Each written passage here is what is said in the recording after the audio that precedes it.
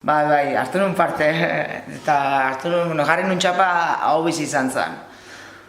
Nire eguneroko bizitza baita ere horrela da, hau bizi da, baina lanian, bai igual somatu nula, txapa eramatiak, baliteke elkarrizketa bat etortzea bulegoa edo nire lankideekin bilera batea, eta txapa eukitziak,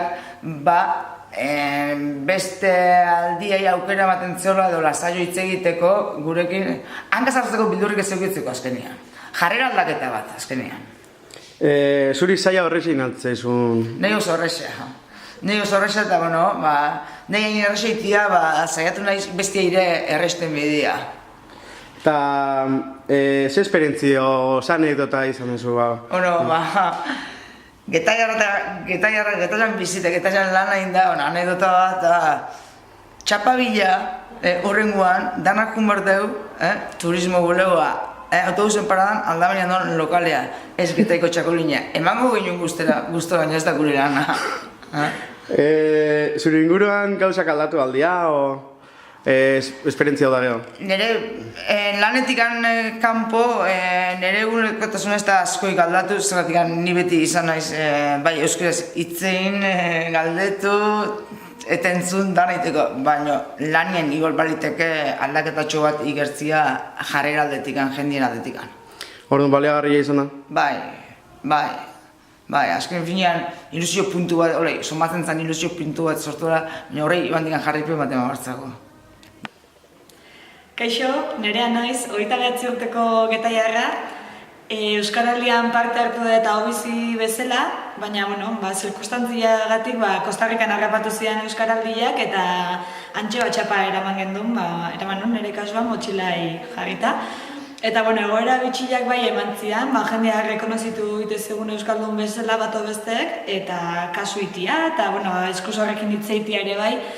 Eta, horrenengo saludu euskaraz itietze egun gehiagik kostatu. Ohitura dakaulako junda, edozin lekuta junda ere euskaraz itia, eta hane 15 egunek etzan nahikoa izan kentzeko ohitura hori. Orduan, holako egoera bitxiak bai eman zidan Euskaldunak bilatzeko erabat. Eta hurrengo Euskaraldian ere parte hartuko dut, iruditzen zait aberasgarria izan dela orokorrian. Getaia bezalako herri txikitan uste ez dela hainbesteko ohitura aldaketik egon, lehendikan ere egoera nahiko ona zalako, baina hiriburutan da herri handixiotan, bai, ez? Iruditzen zana euskaraz sekila konduratzia baietz eta elkarrizketan zako hizkuntza aldatzia.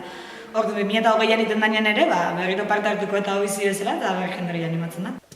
Aupa, kaixo, ni Josu naiz, getaiarra naiz, 24 urte dazkat, eta Euskaraldian parte hartu nun, hauziren papelian sartu nintzen, eta, egia esan esperientzia hona izan da, ez? Lagunan artean da ez da ezer aldatu, ze guk beti lagun artean kuadreian euskaraz hitz egiten dugu, baina adibidez lanean, ni Gipuzkoa osoan ibiltzen naiz, eta egia daleko askotan, euskaraz hitz egiten duen jendie gutxi bilatzen dela edo kostatzen dela, ez?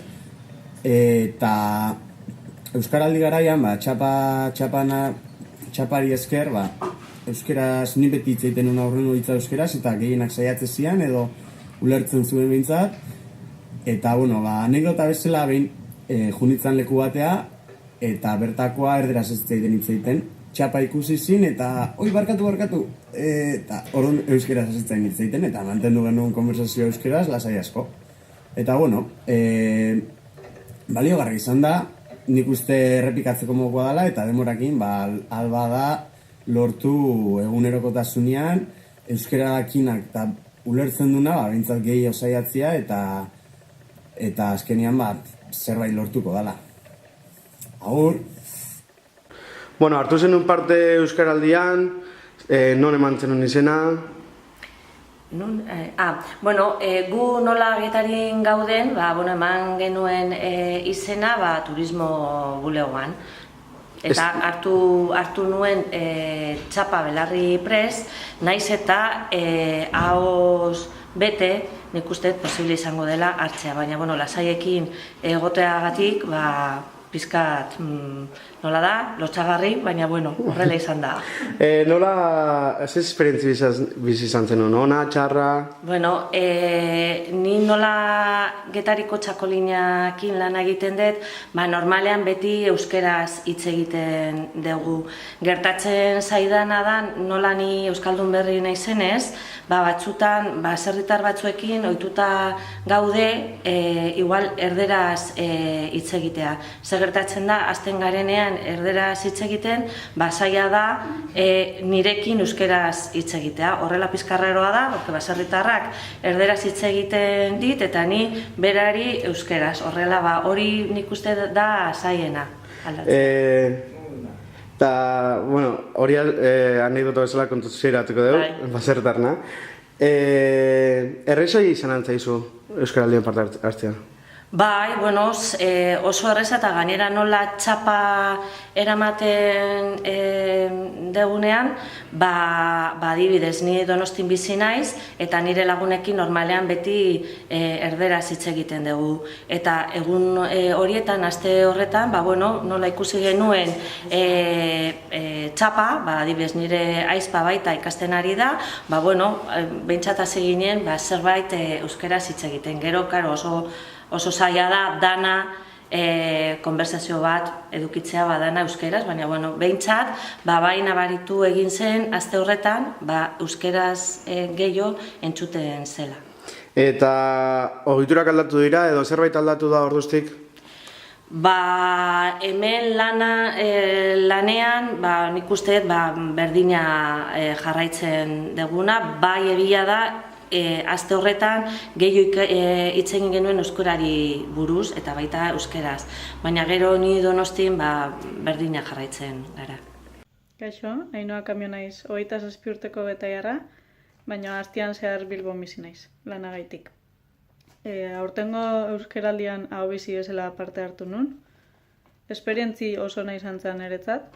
Niretzako lan importante bat izan da, ze Bilbon gehien bat erderaz hitz egiten dut, eta horrenengo hitza normalian erderaz ematen dut, orain arte jaso izan dituten erantzun txarragaitikan.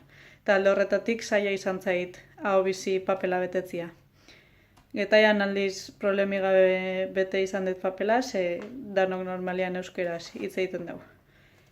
Anekdota bat kontatzekotan euskaraldiai buruz, pare bat kontatuko ditut.